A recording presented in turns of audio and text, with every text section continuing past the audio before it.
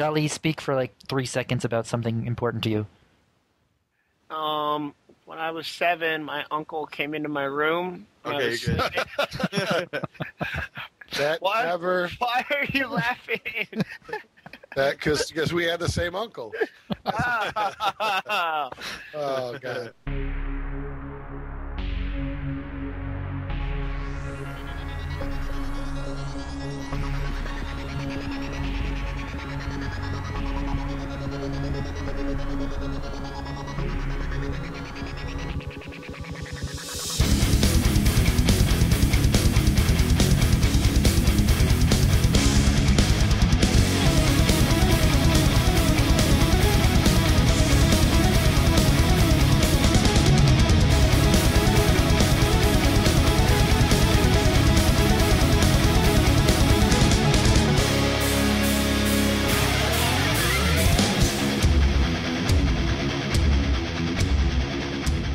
All right, everyone, it's my pleasure to start round 53 of the Losers Bracket. This week we are joined by Ryan, VVV Perilous, Jason, VVV Paradise, Adam, VVV Icefane, and Jolly, also known as Matt.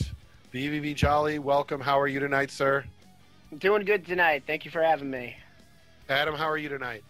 Doing pretty good. How about yourself? I'm well, thank you. I am surviving a Chicago blizzard, so outside of that, I'm not doing too bad. Ryan, how are you doing tonight? Nice and warm. Oh, I hate you so much. You know what? I've never known what a blizzard could be like until you have 60-mile-an-hour winds. That's a new experience. And speaking of winds, Florida, Jason, how are you doing? Doing pretty good. I haven't seen winds like that since I was like, 6 years old back in Hurricane Andrew? Oh, man. That was a little bit more than 60-mile-an-hour winds, that's for sure. Well, tonight we have a great show for you, and I thought we'd open up with VVV news. I think the first thing we should talk about tonight is VV Gaming picked up a new Halo Reach team. We picked up Southern Comfort. So, Adam, you were involved in the decision on picking up Southern Comfort. We talked a little bit about the team. What were some of the things about Southern Comfort that you liked that you thought make them a really good fit for VV Gaming? With Southern Comfort, I feel they have the right idea and right morals that VVV we want in as a team. Speaking to a couple of their players earlier tonight on Xbox Live, they all seem, really energetic and really pumped to join VVV, which is always a good thing. And they're all pretty young players, so they all have a fire in their belly to show people up at MLGs. Yeah, I agree. Southern Comfort, all the players live in Florida. I thought that was a plus. Even though they didn't go to MLG Dallas, I thought that what they had done in D.C. gave them a little bit of taste. They've been really steady since. And it really kind of fit, like you said, our values. The fact that they want to be an organization, they want the support and the fan base that VV Gaming can bring a team. And most importantly, I think you're right, again, when you say they have that fire in their belly. They're hungry to prove something. They're anxious to get to the event and get to work. And I think that's what makes them really exciting. So we are proud to welcome to our Halo Reach division VVV Southern Comfort, who is coached by Insider Apollo, is what he's known as prior to joining VVV. And he will also not only be coaching, but managing, doing writing and stuff like that. So we want to welcome them all to VV Gaming. There's an article on our site that you're all welcome to look at, which will tell you a lot about them. All right. With that being our Halo Reach news, let's move on to StarCraft. We are joined by VV Gaming StarCraft manager, Jonathan, also known as VV Roar. Jonathan, welcome to the podcast. Thanks for having me back, guys. It's been quite a while. I mean, you guys have been polishing up Titan and whatnot and showing them off. I know. Titan's been a favorite. He's got a lot of energy, and it's always good to hear from him. But we wanted to have the manager, the man, the Roar here to talk to us. Tell us, what is going on in StarCraft 2? What do we need to know? Oh, there's so much going on. I mean, obviously, MLG is just around the corner. VVV's in 2 leagues. We just had our first ESA match, which I'm proud to announce. We won 4-0, with Angry winning 2-0, Time winning 2-1, Murder winning 2-0, and Alleged winning 2-0. So great job to those guys, sweeping the match. This Thursday at 11 p.m. Eastern Standard Time, we are facing EG for another, show-off match, so that should be really exciting. I'm not going to go ahead and give away our lineup just in case they do decide to listen in, but that should be great. I hope everyone tunes in. Just everything is rolling along. And how are the players doing, Roar? Give us a quick update on anything interesting going on. I know Angry and Time and Titan and Murder and Rigid are all busy in many ways doing videos too. So what have they been up to? Well, just recently, I know Rigid, Allege, Angry, Titan have all started working on Elite Guides. So they're working on some promo videos right now, doing that, just staying busy. Besides for that, they're practicing like crazy. Everyone's just training up. With the recent announcement of MLG, everyone is just so jacked up. They're so pumped. About 30 minutes ago, we were talking about flight costs, travel, meeting everybody. It's going to be so much fun. So we're very pumped. Awesome. So this week, the big news, Thursday, VVV Gaming faces EG, 11 o'clock Eastern, right, Roar? Yep, 11 o'clock Eastern. I'm hoping for an all-kill, but we'll see what's going to happen. I have high hopes. Well, last time we faced EG, we won, correct? Yeah, so we won 4-3, and an all-kill basically is just having our starter sweep the whole entire team. So, but this time they're probably going to bring in a little bit stronger lineup. Is that what we expect? Oh, definitely. I expect them to bring their big guns. Right now, yeah, we're going to go in there. We won 4-3 last time, and I'm expecting to bring in a much bigger lineup, like you said before, Jerry. I mean, we're going to bring in all of our big guns, too, hoping for the best. The starting match is Steps of War, and this is week 5 out of 6 weeks, and basically we are in 3rd and they are in 4th, so we're both duking it out for that 1st and 2nd spot in our division, respectively, before playoffs time rolls around. Awesome, Roar. Well, I want to just give a shout-out to all our players. You, Noxie, Geekin, Trevor, all of you have done a great job helping to manage, run, promote, and do all the things we do for our StarCraft division. So good luck this week. You know we'll all be watching. Thanks. I hope everyone tunes in. Remember that, 11 p.m. Eastern Standard Time. Everybody tune in. Versus EG. It's always great to talk to Roar. It really is. All right, we've talked about Halo Reach. We've talked about StarCraft 2. Let's move to, well, I think something that's really big for VVV, at least in the MMO genre, and that is Rift. Perilous, Jolly, you all play Rift.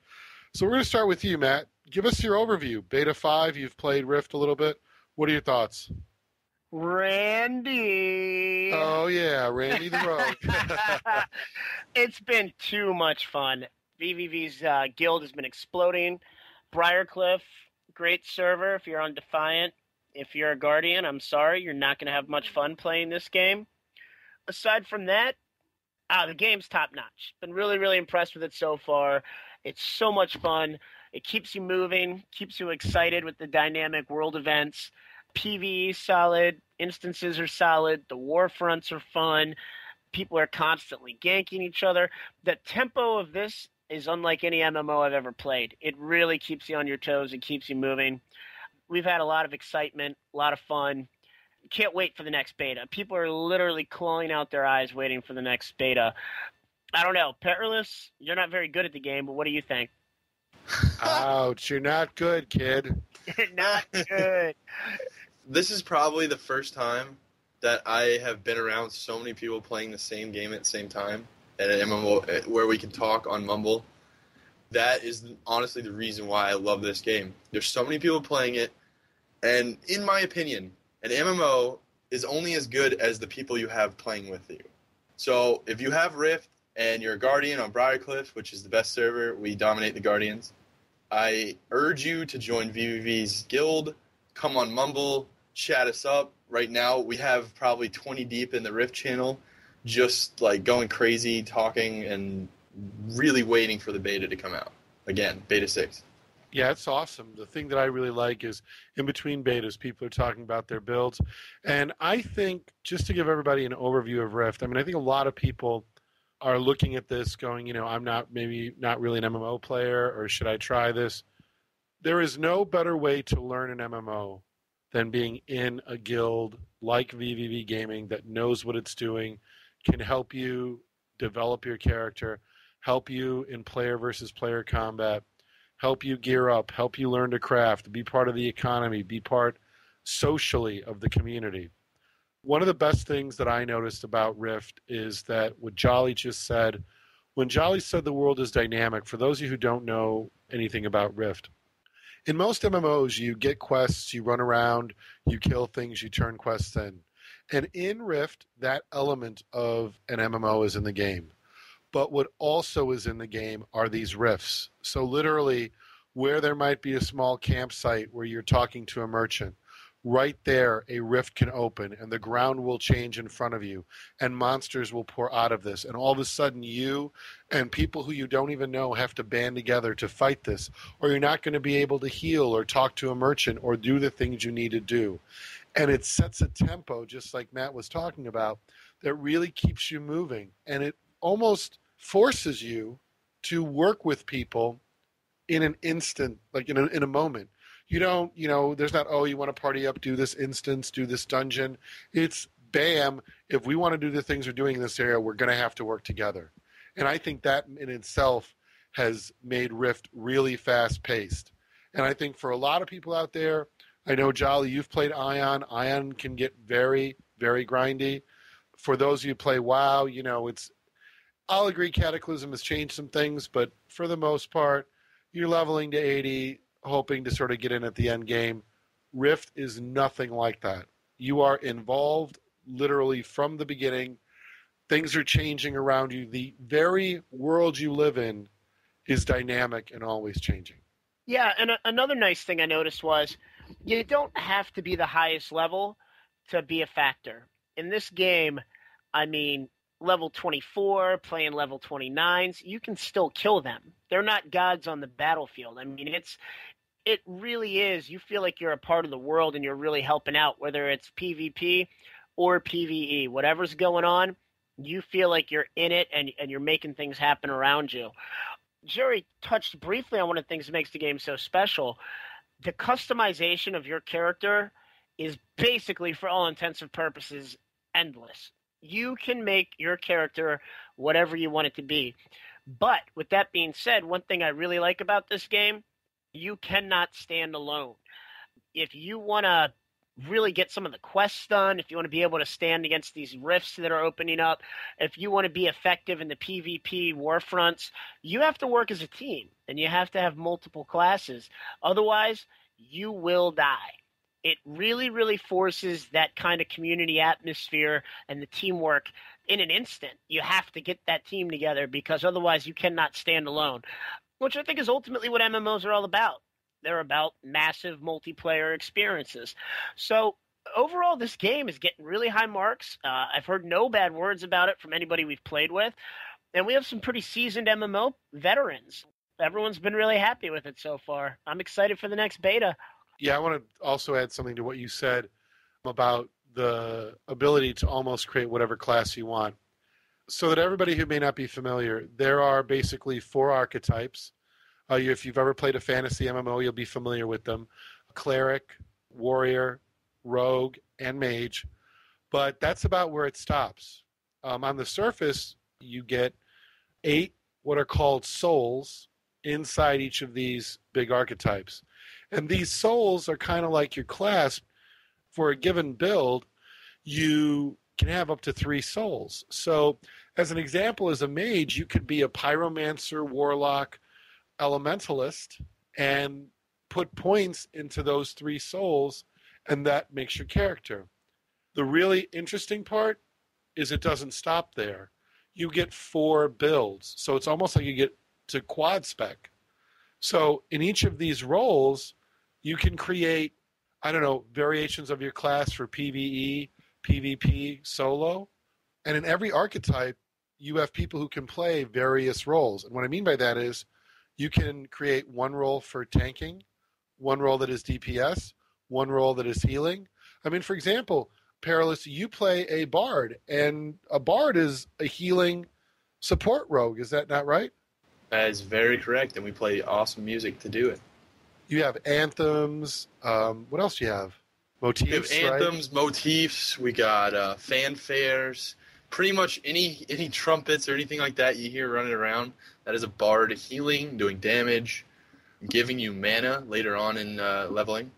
You're not necessarily needed to do damage, but more of support everyone around. And that's such a great character, especially for me with my bad computer. where you don't want to necessarily have to worry about the timing of your targeting. Well, exactly, because a bad computer with bad FPS is going to make Melee very, very difficult.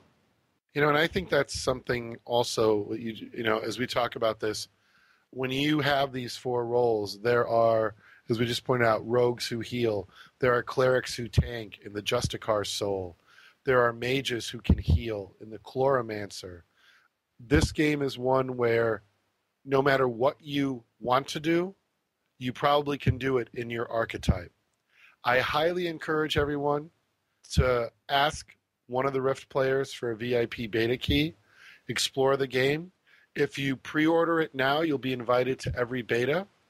Also, for the first 6 months, there's something called Founders Pricing, which means instead of being the standard $14.99 a month, it is only $9.99 a month, which is a really good deal. And I highly recommend the Collector's Edition because the items that you get in-game, the mount, etc., are really worth it, going to come in very handy in-game.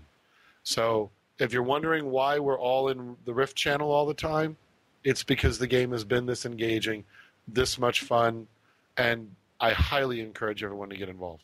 And don't forget that you can also play the game early if you pre-order it as well. Like, you'll be given access to the game and go in and level your character before the game is even released, technically. Yep, 4 days a head start. With that being said, got to give a shout-out to some of the players in Rift. Amped Roar has been great. Troutors, Didi, Nomura, Randy the Rogue, the most obnoxious name ever in the history of MMOs, otherwise known as Craft Dinner. Ashita has been like a little mini Buddha in-game. He's a trailblazer and finds things for us that we never could find. It's been great. The community's really coming together. I recommend everybody comes and has fun with us because it is a blast. And I have to give a shout out to Bloodaholic. Yeah, I have to give that shout out to Bloodaholic, who is quite the awesome rogue. I agree with Jolly, Ashita.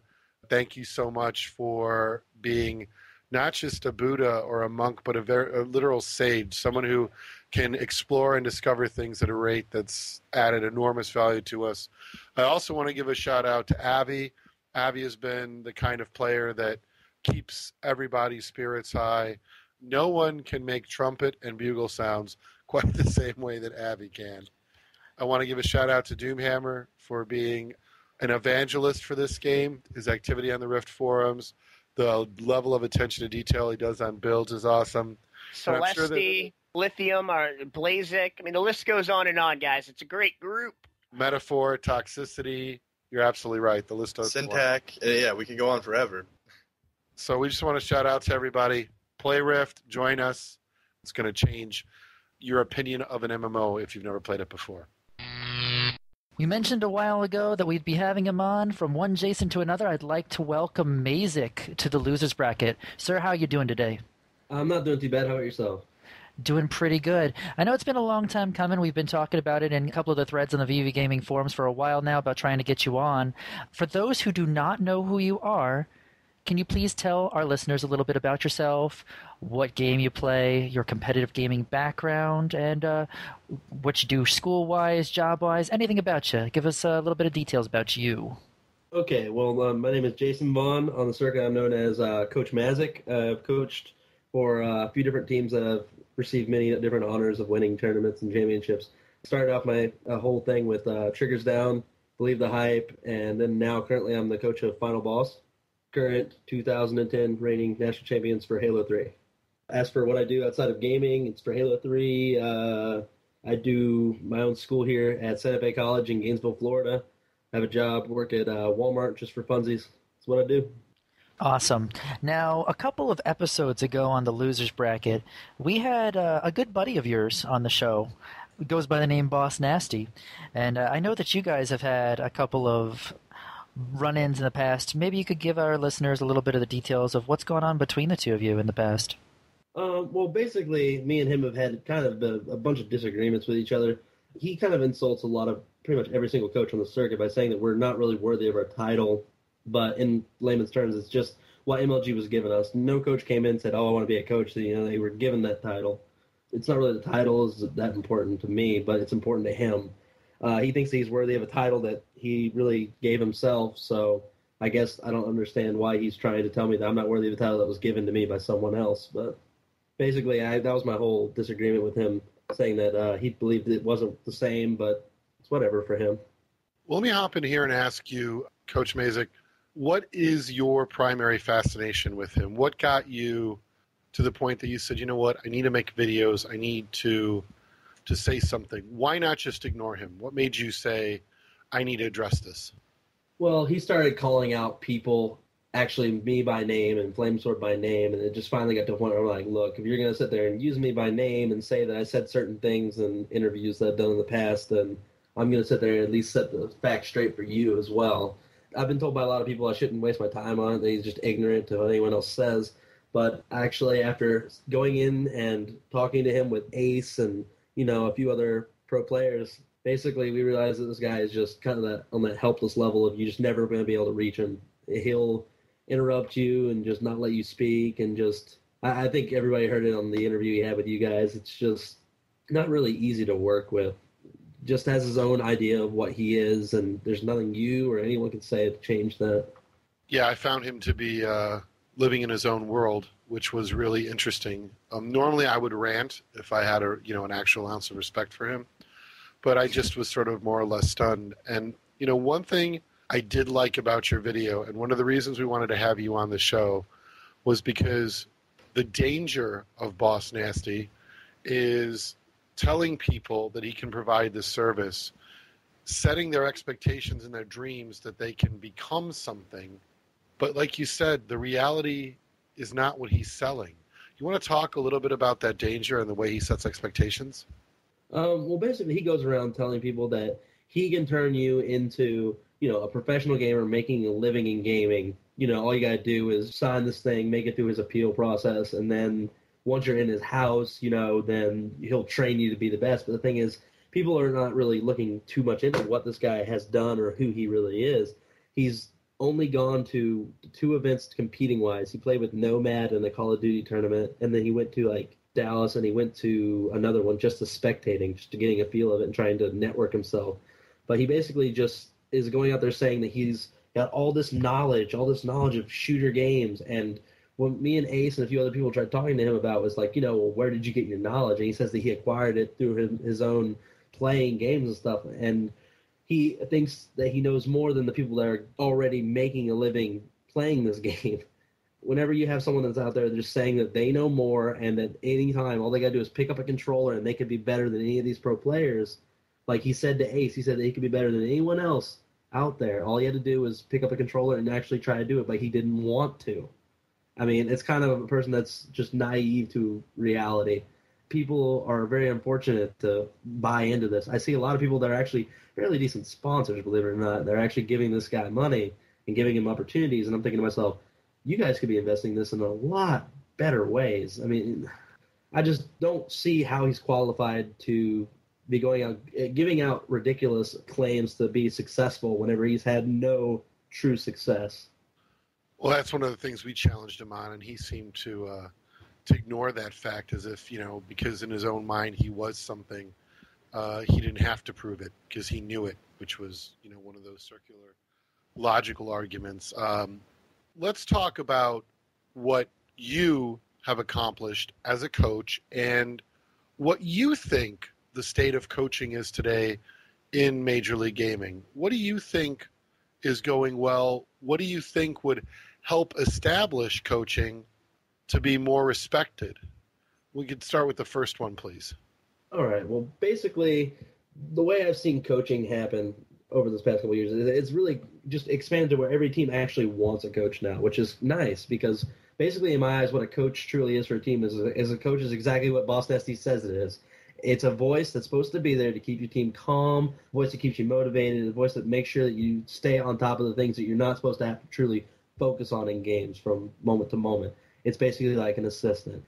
Like I said, they gave us the title of coach, so until they give us something better, we're going to stick with that. But basically, there's not really truly much a coach can do for a team when it comes down to helping out with strategies, because unless a coach is like a person who's actually had a playing background like T2 or Ace or alumni, then I truly don't think a coach could ever have a true grip of what a player's seeing in front of them. That's why I think that all these people that are commentators from MLG are former pro players that actually know what to look for while they're doing their commentating. But it's the same thing with pro coaches. T2 went to Status Quo, and you could immediately see Status Quo playing like a different tempo. They were very, very new-paced. I really like to say that I think the best coaches could be pro players that have decided to retire and move on to something else a little less time-consuming, like what coaching is to a pro player. But I think that the way coaches should try to transverse themselves now is to into more of a manager role, trying to expand and get yourself more recognition for your team. Basically, like what I'm doing is I'm working on sponsor packets, website, merchandising, and that's outside of the circuit, completely outside of the gaming aspect. I think that that's probably the most important thing for any team. If you can get your team to have all this fiscal, financial stuff taken care of, that's one less stressful thing on their heads. They can focus on the game at hand. And if you got a calm voice that people enjoy to hear, then that also helps during game. I think, honestly, anyone could be a coach for this game because it's not a physical playing thing. It comes down to a mental aspect of the way everything's done.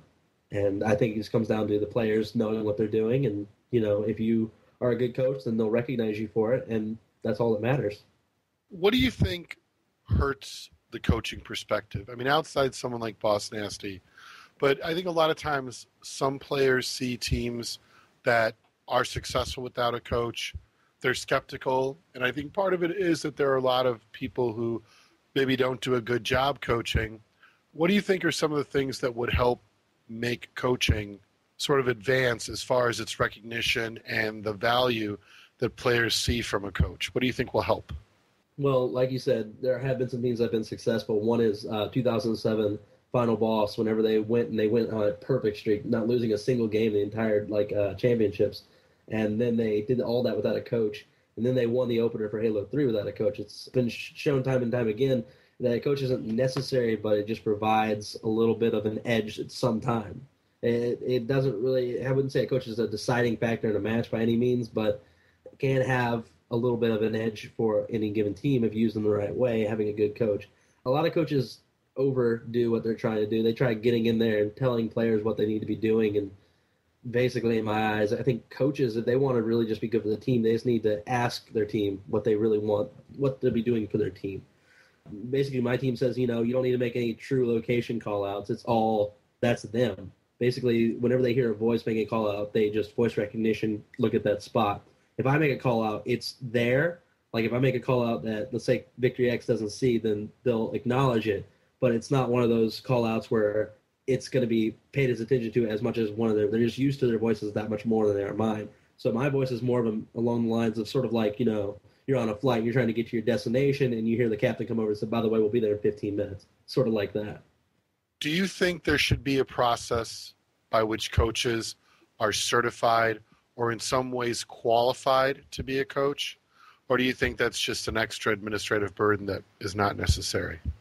I think it's an extra burden that's not really necessary. Well, right now, the way pro coaching is done, if you want to become a pro coach, you have to coach a pro team for 2 straight events. And on the third event, I believe it is, or the second or third event, you'll get a pro pass. So it's not like you can just jump on a pro team and immediately be a pro coach. But, I mean, I'll put it like this. Ice Veins had Spike Mouth for his coach. This guy came out of nowhere, and he got on a really good team, and he was able to get pro coach status.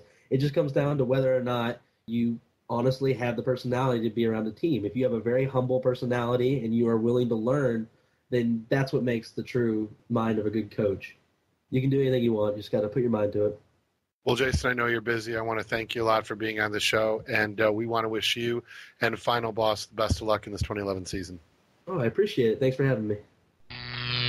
All right, gentlemen, time is winding down, but before we go, I want to address an issue last week. We had talked about the Call of Duty controversy, and we attempted to reach out to Don King. Is that correct, Jason? That is correct. I actually messaged him on AIM, tried to get a hold of him for a couple of days. It seemed like we were playing a little bit of AIM tag at first. I'd message him. He wouldn't be there. He'd message me about 12 hours later, be like, ? And I'd eventually get back to him, and I got, I think, like 3 or 4 question marks. That was the only response I got. I finally sort of kind of got a hold of him. I sent a message that said, it looks like we're going to keep playing tag, but I'll give you an idea of why I wanted to chat. I told him about the losers bracket, and I said a lot of people in competitive gaming wanted to hear about all the craziness going on in GGL, but from his side, get his side of the story. And I wanted to see if possibly we could bring him on, do a small interview with him, and hear about things from the viewpoint of Don King. His response was no comment, and thanks but no thanks. So for all those that were hoping to hear from Don King, it looks like that will not be happening, unfortunately. Well, you know what? We gave him an opportunity to come and tell his side of the story. He chooses not to, and unfortunately, I think when someone who's responsible for a league doesn't want to address the situation, the next step is you just reach out and you talk to the sponsors and say, hey, look, this is what's going on. We attempted to contact this person, so that's probably where we'll go to next. Maybe we'll get our answers there. So no Don King. He wasn't interested. He said no comment. That was his official response. Jason, I think this brings us to the end of the show. That it definitely does, Jerry. Thanks so much to the VVV sponsors, SteelSeries, Control Freak, MusicSkins.com. Whoa. I got to say something before we go. I'm on my new 7-inch SteelSeries headset with this XAI sexy mouse with the unbelievable graphite mouse pad. Thanks to SteelSeries for the amazing 20% discount. Easily found on VVV's webpage at vvv-gaming.com.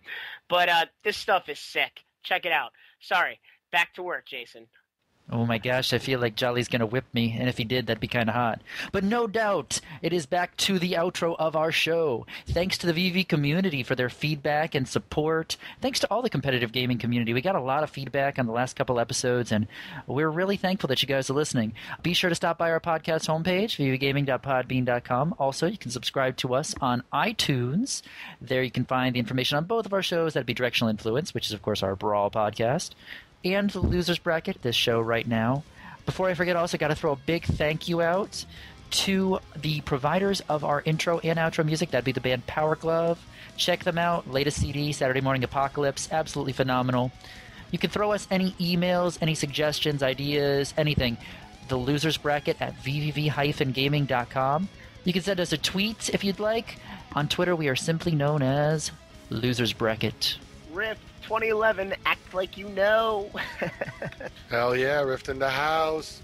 To all of you out there who are going to be affected by this winter storm, I'm living through it. Be safe. Do not go out and travel unless you have to. Again, be safe. Want to see everybody on the other side of this storm. Take care, everyone.